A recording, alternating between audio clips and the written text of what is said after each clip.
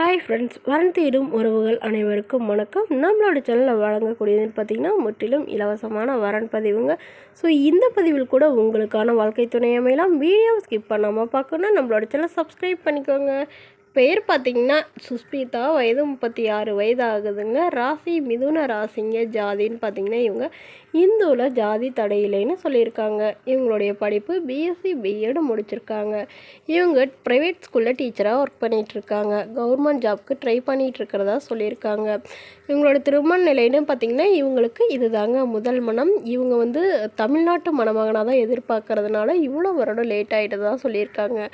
அதனால் வரக்கூடியவர் தன்னை நல்லா புரிஞ்சுக்கிட்டு ஒரு டிகிரி முடித்தவராக இருக்கணும்னு எதிர்பார்க்குறாங்க. கேரளாவில் வசிச்சிட்ருக்காங்க. இவங்களுக்கு சொந்தமாக 2 வீடு இருக்குங்க. அது இல்லாமல் கொஞ்சம் நிலம் இருக்கிறதாகவும் சொல்லியிருக்காங்க. இவங்க ஓரளவு வசதியானவங்க தாங்க. இவங்களுடைய அப்பாவும் கவர்மெண்ட் ஜாபில் இருக்காங்க, அம்மா ப்ரைவேட் ஜாபில் இருக்காங்க.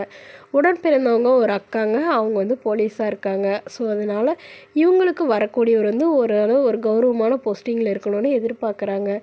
ஜாதி எந்த ஜாதியாக இருந்தாலும் பரவாயில்ல, வயது ஒரு 50 வயதுக்குள்ளே இருந்தால் ஓகேன்னு சொல்லியிருக்காங்க.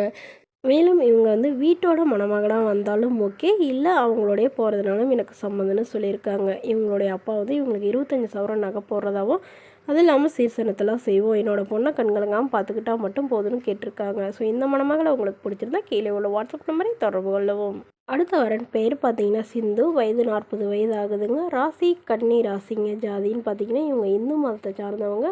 எந்த ஜாதியாக இருந்தாலும் ஓகேன்னு சொல்லியிருக்காங்க. படிப்பு இவங்க 9ஆம் வகுப்பு முடிச்சுட்டு சொந்தமாக சின்னதாக ஒரு ஹோட்டல் வச்சு நடத்திட்டு வராங்க. இவங்களோட திருமண நிலைன்னு பார்த்திங்கன்னா இவங்களுக்கு 2ஆம் மனம் தாங்க.